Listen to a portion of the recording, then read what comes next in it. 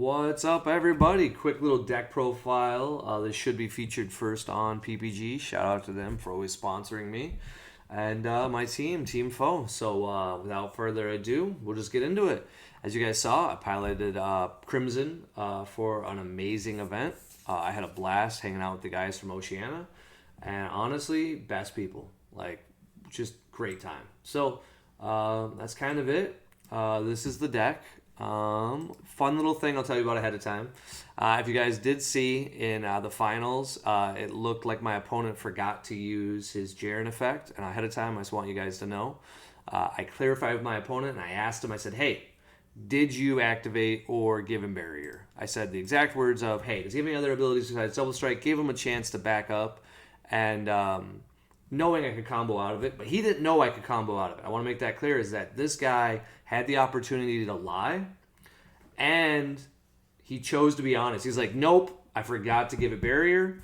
And so I played the Goku Black and then played Beerus because I figured it was good TV for you guys to watch at home. I knew everyone would be like, oh, Ritzy's terrible, he rule sharked. But the reality of it is it didn't matter, and it gave that guy a chance, and that guy's going to be a champion in many events. And I feel like it really says a lot about that guy's character. So take a second and appreciate how awesome that guy is, that he had the option of, when he missed an effect, to cheat in the finals of a major event, and he was honest. So, man, just impressive character. That's what you expect, and that's what Oceania is, in my opinion. It's just the best people. No one was a jerk to me, and if they were a jerk to me, they had that kind of energy I like, where they were like, man, it's messed up you're here to play us, but I respect you for flying out. So, like, they were just cool people. Honestly, I cannot wait to go back to defend my title. I fully expect Bandai to say that I can't in the future. Even though everyone's been doing this since the beginning of time. We had people from Italy for our Nats. Europe always says people transfer. But I think it changes once someone wins. But hey, let's talk about the deck. You guys have seen this profile before. I'll show you my changes, and we'll talk about what's different. But it isn't much. So, as you guys saw, I didn't do that great at our Nats. I had a really cool list that beat blue, and then I played all red. So I bubbled, and as a result, I was like, hey, I want to play this new deck because it can beat both decks. So I made it a little bit more targeted towards my stuff, and you can see it right here. Some changes I would make are pretty obvious, but the big thing that made my list really good was Bardock Spirit Resonance. This basically is just like a cool way of getting more attacks in, and it sequenced really well with some of my other cards because it gave me a free 0 energy spirit boost. And then I also ran 4 copies of Piccolo, 2 copies of the Dark Overrealm. One card I wish I had another was Champa. There was many times I could have went for the game on 2, but I didn't have another Champa. Least liked card was actually Baby Golden Avenger. Never casted it, to my knowledge, like once on the weekend, and if I did, I don't remember it. Some definite things about the deck is it's a very high skill deck. If you know blue cards, you can do very well. You saw me struggle against Cooler in large part because I didn't know what I was doing for blue. I was unfamiliar with most of the cards in my deck and had to kind of be like, I couldn't really...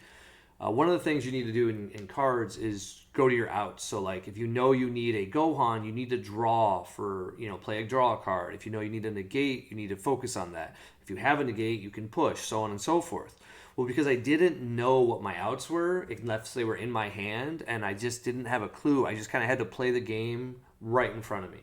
Luckily, I never got punished for it that much, minus, of course, when you saw in the finals when I milled my top 3 cards and hit my SCR, and immediately all of Australia cheered violently, I'm sure, because at that point, I had just given him a great way to beat me, because the SCR is fantastic in that matchup and would have been a huge help. Just talking about the trip and my matchups, I think is more important than the list. Everybody else has already went through it. I saw Eggman and Joey already discussed the lists, and they did a great job. The matchups was with a cool part. So in top 16, I played against Gamma. Gamma is a relatively decent matchup, in large part because of Tapion. Thanks to Tapion, they can't Floodgate very easily on turn 3, because if they do, you obviously just use Trunks. This also means that Trunks should really be at a 4, or at least a 4th in your sideboard, because there's some matches that it just makes it better. And I didn't have a 4th, and I definitely felt it. But then on game 1, he went first, and I was able to beat him because I played Tapion. I believe he went for a counter spell, and when he did, I bounced it, and then he baby hatched at some point, and I used the Spirit Boost of Tapion to get rid of it. So then I ended my turn with a Tapion, a battle card, and a very big hand. I think I had 11. So then, he didn't have much he could do on his turn, and he'd already used Hatch, so I punished him. And then in game 2, he missed his Unison. This is why we don't play Gamma, because if you miss your Unison, it just feels terrible. But he played amazing. Like he played very tight, very solid. I feel like this is just a very strong deck into it. Because he misses Unison, ironically, Dende I didn't get to come out. I do side this card because I do respect the deck. And he never awoke until turn 4. And on turn 4, I played my SCR and killed him. So that was cool.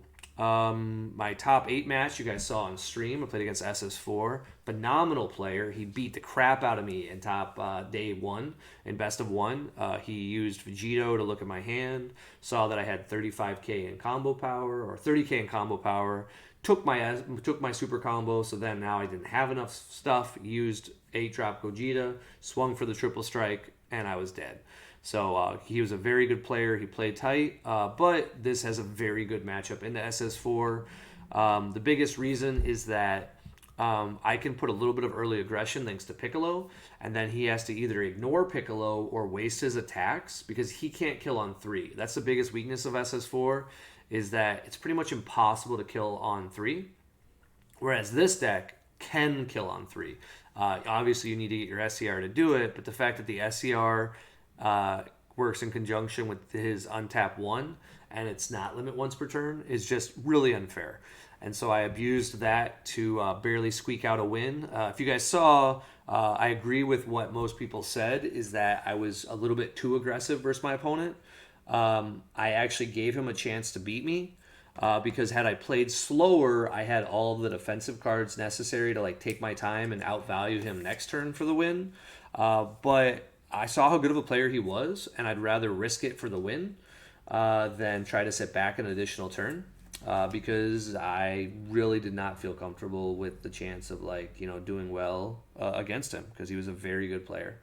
And so I went for it, and luckily he didn't have enough combo power to stop my SCR, and I was happy about it. In top 4, I played the Mirror. Now, the only thing that really separated the Mirror was the fact that, in my opinion, Gohan SCR will let you win the Mirror 9 times out of 10. The reason why is that their SCR is only good on turn 4 or turn 5. So obviously on turn 4 going second, you can jam it and untap a bunch of cards.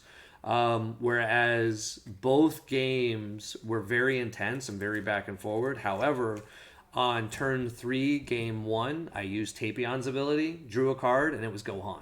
And I was like, yep, we're going for it. I jammed Gohan. He didn't have the counter spell. And I was like, okay, let's go. And then game 2, same thing happened, but he had the counter spell, so we just went another turn, and then obviously I jammed him again.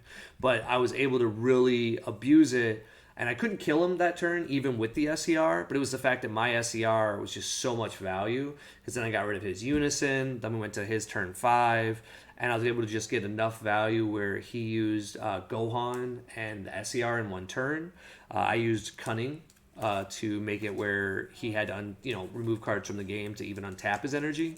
So I think he only got to untap 1 with his SCR instead of 6 or 5, whatever the energy he was at.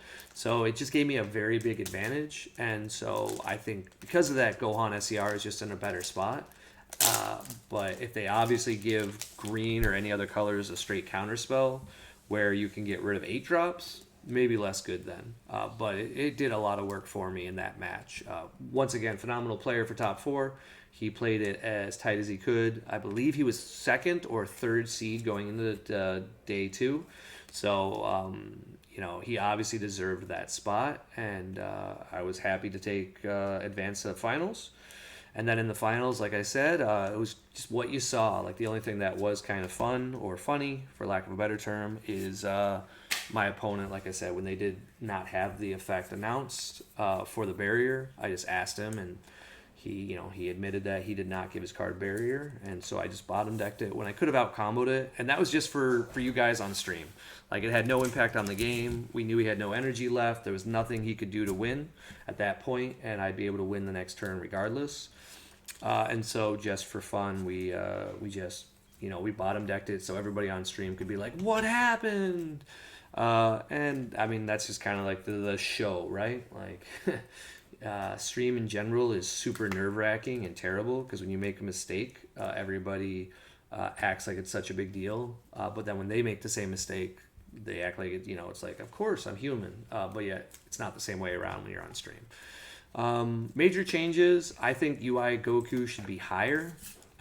Maybe a 3. Man, that card is insane. And that's kind of it. I really recommend you all go to Australia, but keep in mind you're not going to top.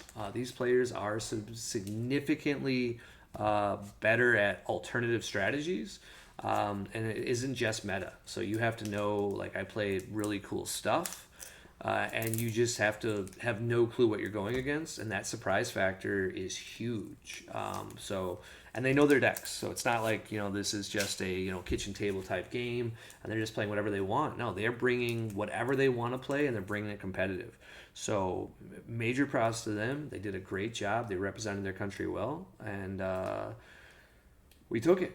So I'm in a great mood. If you guys got any questions, let me know. And now we just focus on fitness for a few months. I've been traveling for the last 7 weeks, as you guys have seen, doing My Hero Academia, Flesh and Blood, and Dragon Ball. And so now I'm honestly just excited to do these Beckett submissions and then just, take some time off. I'm working on a new aggro list in red. So here's the big thing is I'm trying to make Pilaf work for Worlds.